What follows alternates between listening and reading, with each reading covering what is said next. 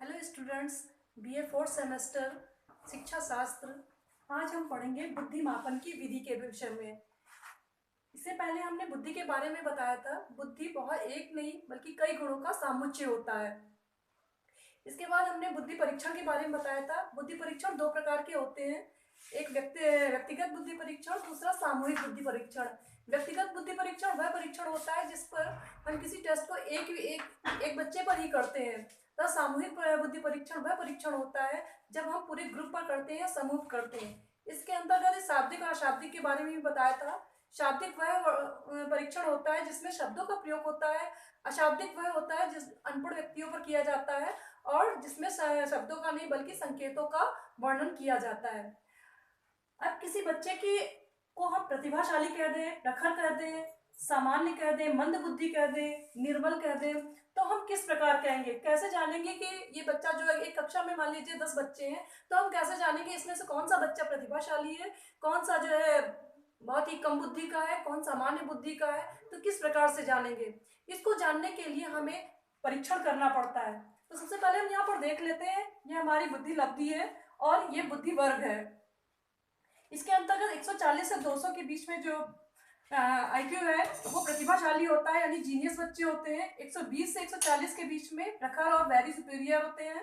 110 से 120 के बीच में उत्कृष्ट सुपीरियर होते हैं। 90 से 110 सामान्य एवरेज होते हैं। 80 से 90 मंद बुद्धि, 70 से 80 निर्बल, 50 से 60 मूर्ख, 25 से 50 मूढ़ और 25 से नीचे जो बच्चे होते हैं वो बिल्कुल इडियट होते हैं या जड़ बुद्धि होते हैं, जिन्हें अपनी पार्ट्स ऑफ बॉडी भी पहचानने में दिक्कत होती है।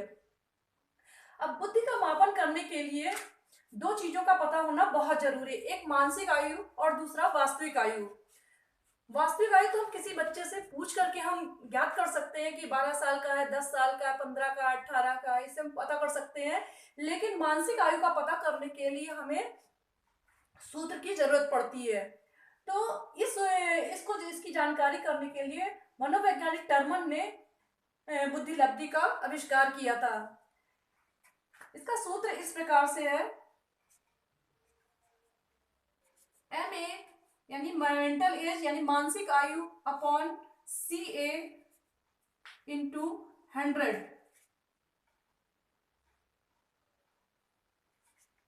आईक्यू बराबर M A upon C A into 100, यानी बुद्धि लब्धि बराबर मानसिक आयु अपॉन वास्तविक आयु। तो वास्तविक आयु तो हमें पता चल जाती है। मानसिक आयु पता करने के लिए हमें हमारे मनोवैज्ञानिकों ने बहुत सारे क्वेश्चन आयर बनाए हुए हैं।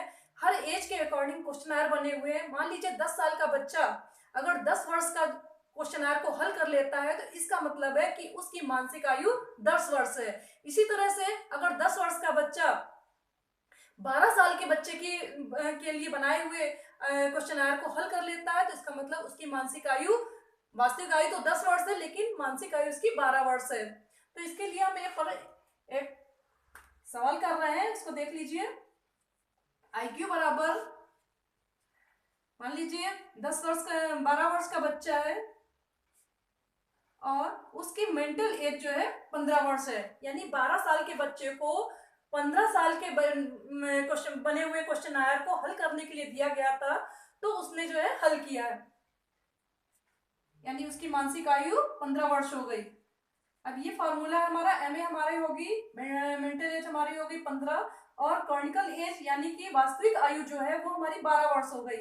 इसको इंटू 100 से डिवाइड करेंगे तो हमारा ये निकल आएगा।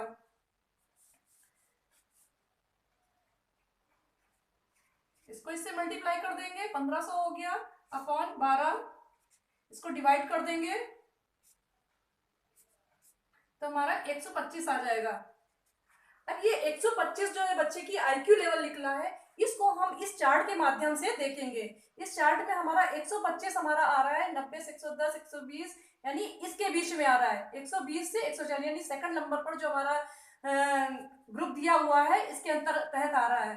120 से 140 में बच्चा है प्रखर बुद्धि यानी वेरी सुपीरियर आ रहा है। अगर यही उल्टा होता तो हमारे और भी कम आ सकता था, यानी बच्चे की आईक्यू लेवल कम हो सकता था। इस प्रकार से हम किसी बच्चे की बुद्धि लब्धि को ज्ञान कर लेते हैं कि बच्चा हमारा प्रतिभाशाली है, कम बुद्धि वाला है, सामान्य बुद्धि है, मूर्ख है, मंद बुद्धि है, किस तरह से जो है तो किस प्रकार से उसकी बुद्धि है, इसका ज्ञान हम इसके माध्यम से निकाल सकते हैं।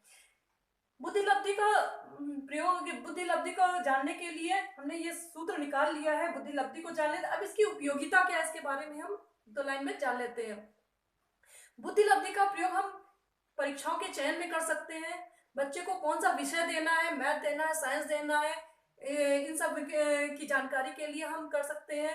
बच्चों को कक्षा में डिवाइड कर सकते हैं कि बच्चा कौन सा जो है प्रखर बुद्धि का है, मंद बुद्धि का है, या उसको हम पढ़ाएं किस प्रकार से पढ़ाएं। अगर कमजोर बच्चा है तो हम उसको जो है ज़्यादा ध्यान दे सकते हैं। अगर प्रतिभाशाली बच्चा है तो उसको हम किसी तरह से और विषय में या बिजी रख सकते हैं। तो इस तरह से बुद्धि लब्धि का प्रयोग किया जा सकता है। Thank you.